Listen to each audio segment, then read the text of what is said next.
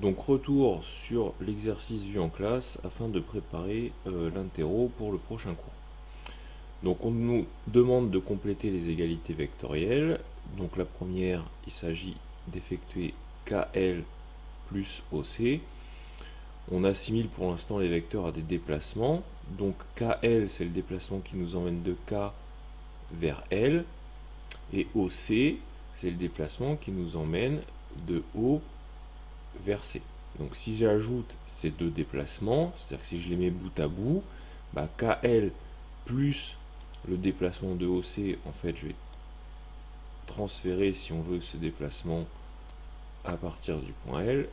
Donc je vais avoir le même déplacement, mais qui m'emmène de L en I. Bon, très bien. Ainsi, j'ai un déplacement global qui, lui, m'emmène du point K vers le point I.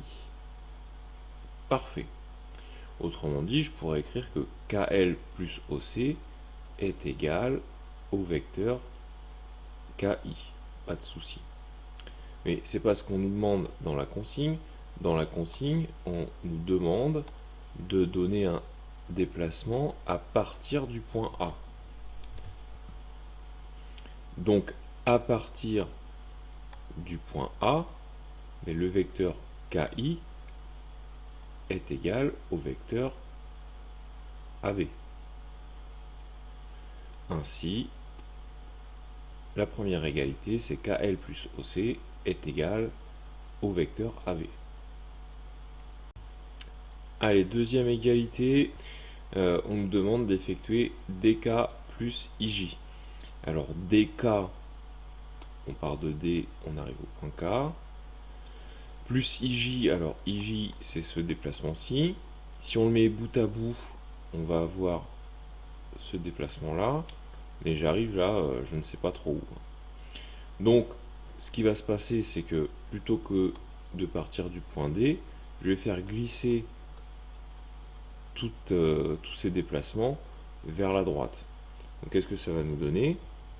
Hop, je vais effacer tout ça, du coup. Hop, ça va nous donner DK, mais au lieu de partir du point D, je vais partir du point J. Donc ça, c'est un déplacement identique au déplacement DK, on est d'accord, hein, ça c'est le déplacement DK, mais je le fais à partir du point J. Donc j'arrive au point O, très bien. Et j'ajoute le déplacement IJ. Alors le déplacement IJ, c'est celui-là, le déplacement IJ. Je le mets bout à bout du premier déplacement, donc je me retrouve au point D. Finalement, qu'est-ce qui s'est passé? Je suis parti du point J et je suis arrivé au point D. D'accord. Donc je pourrais très bien écrire que ce déplacement est égal à vecteur JD. Très bien. Mais on ne me demande pas d'arriver au point D, on me demande d'arriver au point A.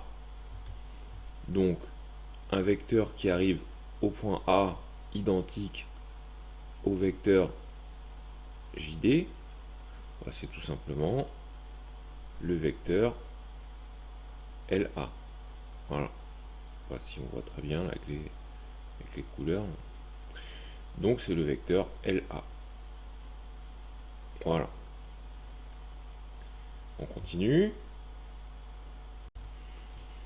On nous demande de faire vecteur OA plus vecteur OB. Alors pour les mêmes raisons, hein, si je fais OA, je vais arriver là.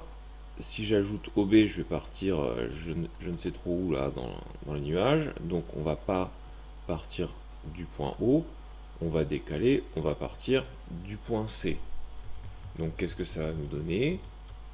En partant du point C et en effectuant un déplacement identique au vecteur OA, je vais donc avoir CO.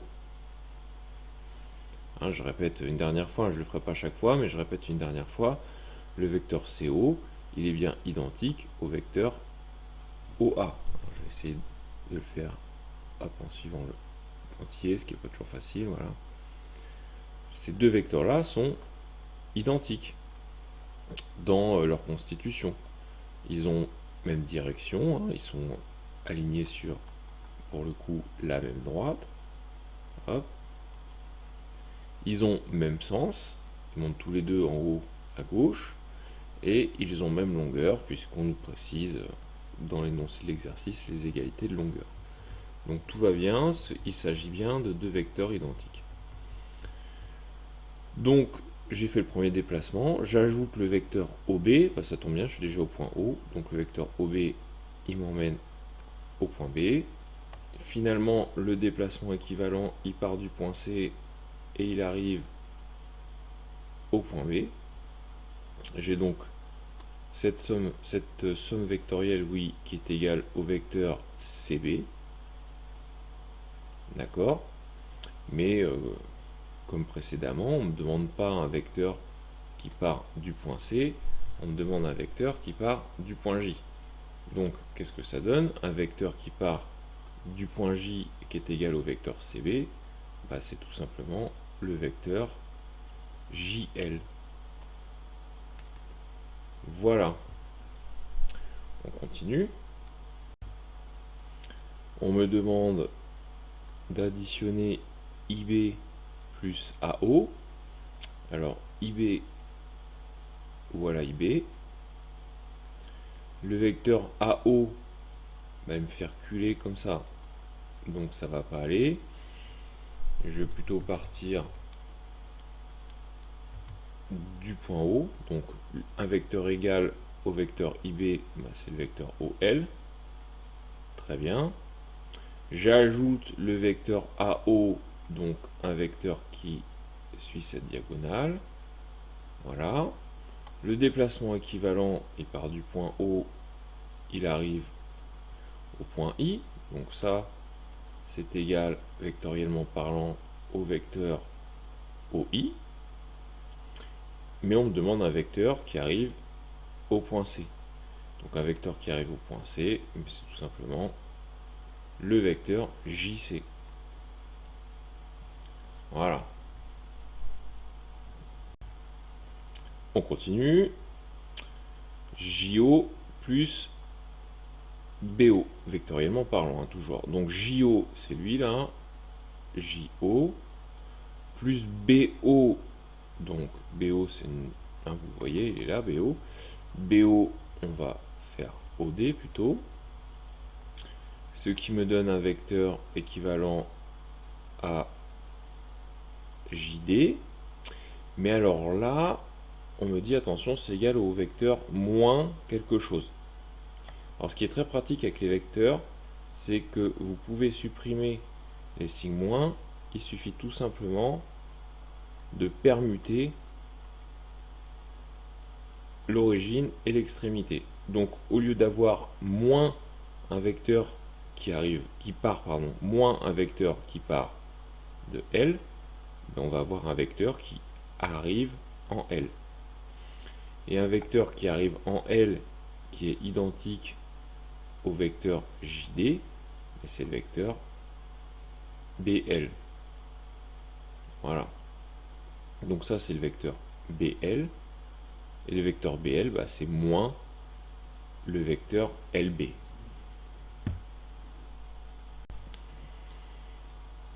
Ensuite, OD moins JO. Alors, comme expliqué précédemment, on va pas faire OD moins JO, on va faire OD plus, plus OJ, puisqu'on a permuté l'origine et l'extrémité du vecteur. Donc OD plus OJ, donc OD c'est ça, plus OJ ça nous emmène par là, donc on va pas partir du point O, on va partir par exemple du point L, ça sera très bien. Donc OD ça nous donne ça, plus OJ ça nous donne ça, très bien. Finalement le déplacement équivalent ça va être LD, hop, donc ça c'est égal à LD, très bien. Et je veux un vecteur égal à LD qui part du point B. Un vecteur égal à LD qui part du point B, c'est BJ. Bien joué. Et enfin, la dernière égalité proposée. Donc AB moins CI moins JC, en fait, cette égalité-là est équivalente à l'égalité AB, mais au lieu de faire moins, on va faire plus IC. Hein, vous avez remarqué, j'ai permuté du coup, au lieu d'avoir moins CI, ben, j'écris plus, et puis j'ai permuté l'origine et le départ, ici, donc j'ai plus IC. Et puis on continue du coup, plus, ben, je permute encore, ça fait plus CJ. Vectoriellement parlant toujours. Égal, bah, égal à quoi? On va regarder. Donc AB, on est là. Voilà, ça c'est AB. Plus IC, donc plus IC, donc voilà un vecteur égal au vecteur IC. Plus CJ, et bien voilà un vecteur égal au vecteur CJ. Très bien. Donc le déplacement équivalent, c'est le vecteur AO. Puisqu'on ne précise rien d'autre, je vais m'en satisfaire. Égal AO, ça sera très bien. On peut remarquer que le vecteur AO est aussi égal au vecteur OC. Donc on peut mettre égal vecteur OC, ça marche aussi. Et bien voilà, la correction de cet exercice est terminée. Je vous souhaite de bonnes révisions et je vous dis à la prochaine fois pour la petite interro de cours. Bon courage!